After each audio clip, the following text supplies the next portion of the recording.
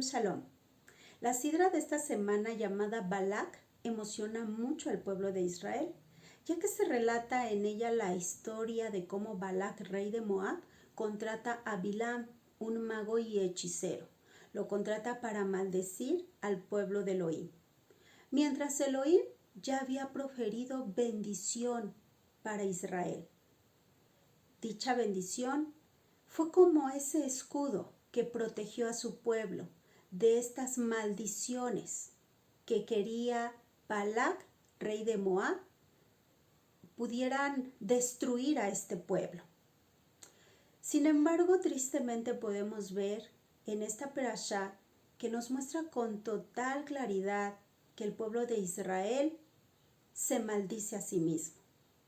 Gracias a sus actos de pecado, el Creador, quien había bendecido a este pueblo, también le había puesto esta ley, que anduviera en sus caminos, que anduviera en sus consejos. Sin embargo, Israel no escuchó los consejos y sus actos de desobediencia fueron los que llevaron que la maldición cayera sobre el mismo pueblo de Israel. Bueno, pues sabemos que por los errores cometidos se debe de aprender. El día de hoy, pues es tiempo de que podamos aprender de este error que comete Israel, ya que sabemos que la Escritura nos indica lo bueno para emularlo, lo malo para prevenirlo en nuestras vidas y de esta manera crecer en sabiduría. Gracias a estos consejos podemos aprender el día de hoy. La enseñanza de esta semana, conocida como Balak, es muy identificada por la burra parlanchina de Bilam. Bueno, esta historia nos cuenta que el Creador pone oposición, ya que las intenciones de Balak, rey de Moab, pues eran maldecir a su pueblo. En fin, esta historia está narrada de diferentes maneras, pero es muy conocida por muchos. Bueno, pues el día de hoy te voy a invitar a que reflexionemos sobre el error que cometió Israel. Y este error se encuentra en el capítulo 25, verso 1, donde nos narra que mientras Israel habitaba en Shittim, comenzó a cometer este acto de pecado. Comenzó a fornicar con las hijas de Moab. Esta es una transgresión muy grave. Se cuenta que en Shittim se encontraban las hijas de Moab y las hijas de Midian. Se dice que las primeras se entregaron a la prostitución sin escoger los candidatos, mientras que las segundas se entregaron solamente a las grandes personalidades, a instancias de Cosbi, hija de Tzur, quien había sido antes el rey de Balak y quien, siguiendo el consejo de su padre, pues no quería entregarse sin amor. Y bueno, al no poder hacer esto, se entregó al príncipe de la tribu de Shimón. Por consiguiente, es concebible que la cólera de Elohim haya estallado contra los grandes de Israel y luego contra la multitud del pueblo que se dice formaba Ereb Rab, es decir, la multitud numerosa de antiguos egipcios convertidos. Bueno, pues el texto dice que comenzó el pueblo a cometer fornicación. Algunos sabios dicen que fue consejo de Bilam, como ya se ha mencionado en nombre de Talmud y Vid. Así pues, el intento de Balak y Bilam habían seguido siendo infructuoso porque se habían tropezado contra una roca. Esta roca era la pureza de Israel y su paz con el Creador. Por consiguiente, pues no les quedaba más que un medio para poder alcanzar sus fines.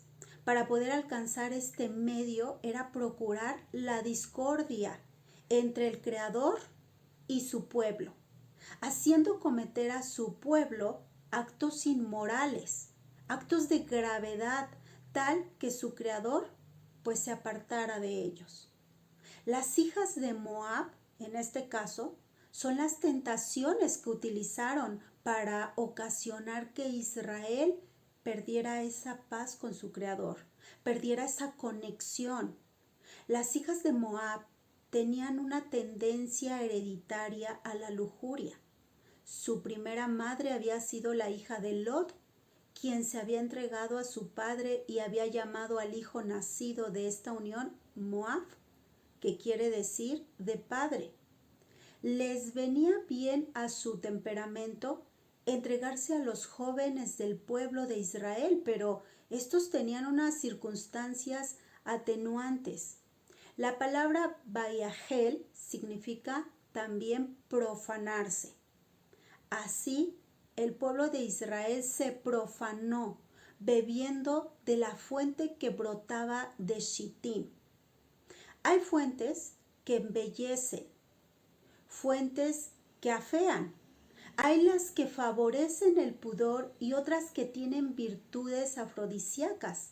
Fueron estas las aguas que bebieron los israelitas. Fue en esta fuente donde las gentes de Sedón apagaban la sed. Esta fuente se secará en el futuro, como se dice en el versículo de Joel 4:18. Cuando los israelitas pasaron por Piahiot, donde manaban la fuente semejante, se abstuvieron de beber de ella. Hasta este entonces los hijos de Israel jamás se habían entregado a dicho desenfreno. Y fue así donde sucedió esta ruptura de esa relación plena y pura que había con el Creador y su pueblo Israel. El desenfreno vino a terminar con esa relación. La consecuencia, desafortunadamente, fue la muerte de 24,000 personas. Ahora bien, reflexionemos un poco. El pueblo de Israel se habrá enterado de cómo el Eterno impidió la maldición que proferían en contra de ellos. Quizás sí, quizá no. Las tribus de Israel habrán escuchado lo que el Eterno hizo para advertir a Bilam que de sus labios no saliera sino solo lo que él le dijera, y que lo que le dijo acerca de ellos eran simplemente bendiciones. ¿Acaso Israel supo esto? Si Israel sabía esto, nos pone a pensar aún más en la ingratitud de su pueblo. Y si no sabía, nos pone a pensar en su ignorancia de su Creador. No conocía bien quién era su Creador, quién era su Hacedor. Por ambos lados, ¿qué podemos aprender? Si Israel vivió este desenfreno absurdo, rompiendo la paz que había con su Creador, y así desprotegieron sus almas a merced de la muerte, ¿tú qué opinas? ¿Sería ingratitud o sería ignorancia? ¿Qué opinas de esto? ¿Qué los llevó a descuidar su relación con su Elohim? ¿Qué los llevó a profanar su nombre? Ahora, dale un giro a esta enseñanza y traslada a nuestros tiempos y a nuestras condiciones y piensa si verdaderamente estás enterado o enterada de aquellos acontecimientos desastrosos de los que te ha librado tu Elohim. Sin que tú sepas, es muy probable que lo ha hecho.